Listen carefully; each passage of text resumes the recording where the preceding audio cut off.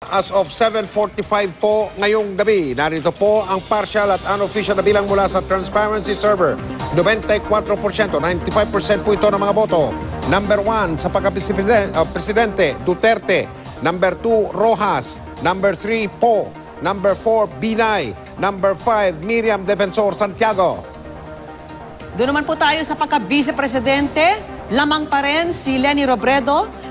Pangalawa, Marcos, Cayetano, Escudero, Trillanes at Onasan.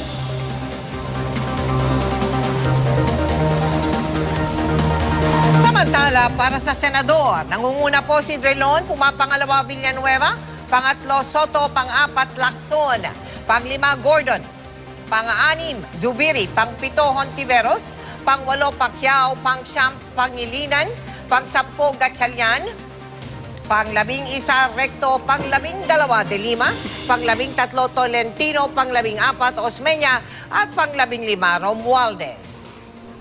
Pang-16 Dumagoso, pang-17 Gingona, pang-18 Petilla, pang-19 Lapid, at pang-20 Colmenares.